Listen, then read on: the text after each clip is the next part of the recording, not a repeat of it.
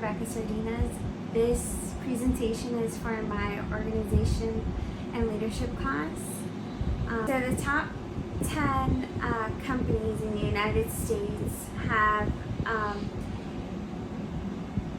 8 things that they're evaluated on, and those 8 things are innovativeness, quality of management, long-term investment value, social responsibility to the community and the environment, people management, quality of products and services, financial soundness, and wise use of corporate assets.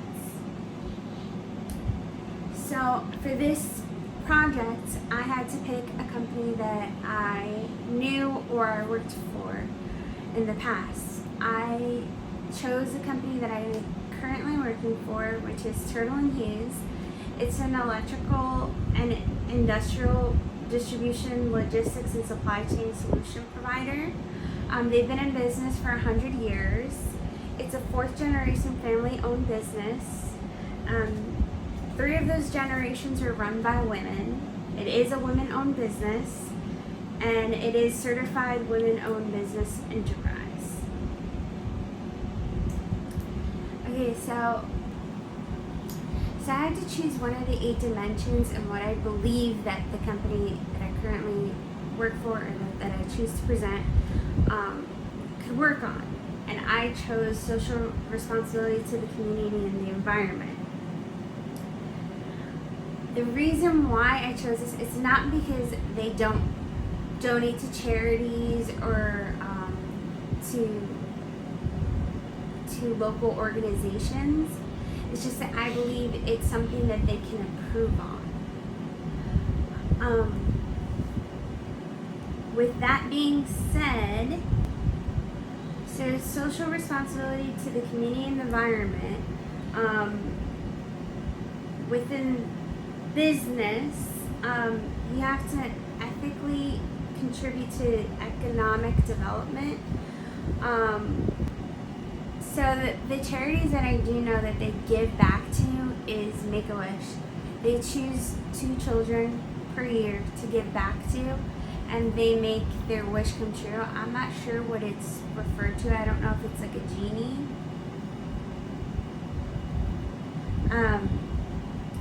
And they also, like during the holidays, they give to local food banks. And this year, they came up with the idea of giving backpacks with school supplies to local schools. So we have offices in different states within the country. So we have offices in like Long Island and Texas and California. So those locations did backpacks, and they supplied it to their local community for the kids in need that didn't have backpacks. And since the company is called Turtle & Hughes, we also donate to turtles. We just recently did a charity walk, like where we had to do like 5 million steps in total as a company. No, 20 million steps in total as a company within 2 months. And we surpassed that, and they donated a few thousand to save the turtles.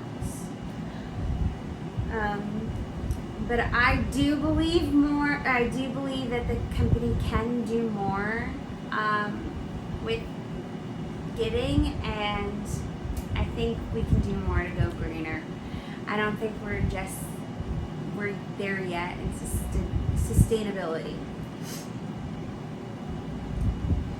So, what are the ramifications if they do not improve? Well, social responsibility improves employee morale, because think about it, when you give back, it makes you feel good. And when you're doing something for charity or doing something for the Make-A-Wish kid, like, you get happy, because in our company, if we're in the state where the Make-A-Wish kid is from, whoever works at state, they will help. Like one year we did it for Mexico, and our Mexico team was there, and they surprised the kid with a piano, and it was like the greatest thing. And he came up in one of our meetings and he showed us the piano. We all congratulated him. It was like the happiest thing ever. Like I had the biggest smile on my face just seeing this kid playing the piano. I was like, oh my gosh, I hope you feel better and I hope you get better. And it was just like the sweetest thing ever.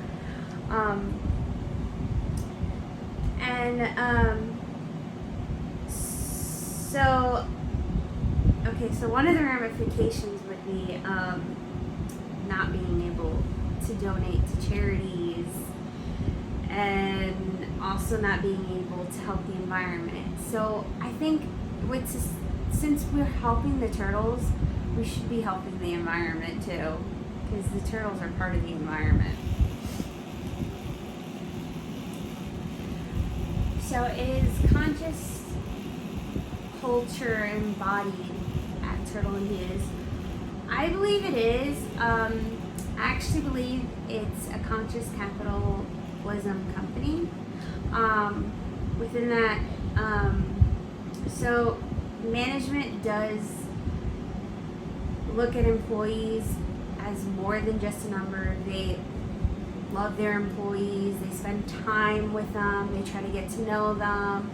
They try to get their opinions on how to improve the workplace.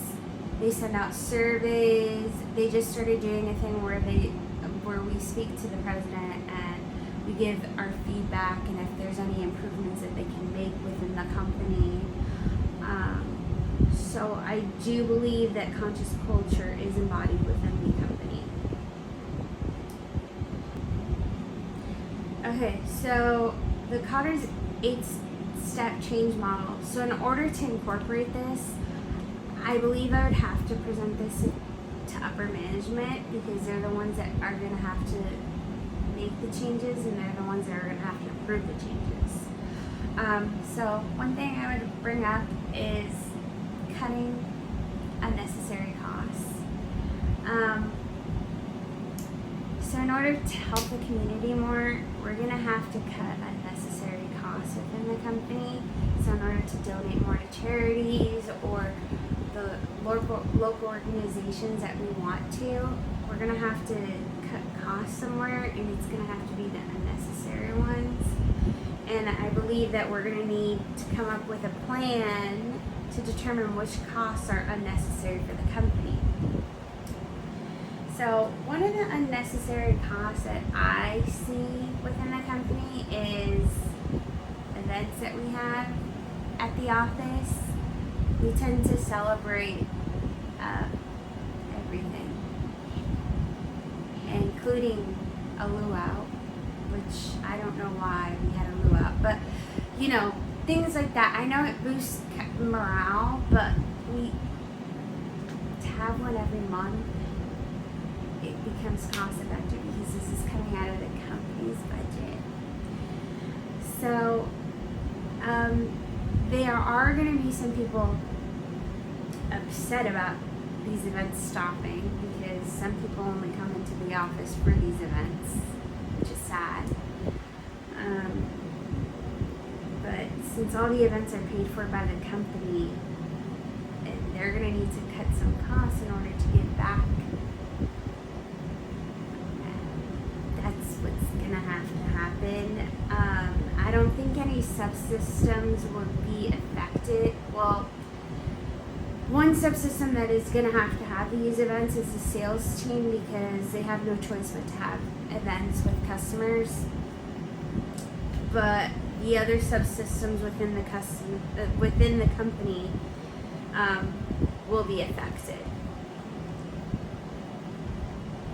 So the lessons I learned throughout this course was about conscious capitalism and servanthood.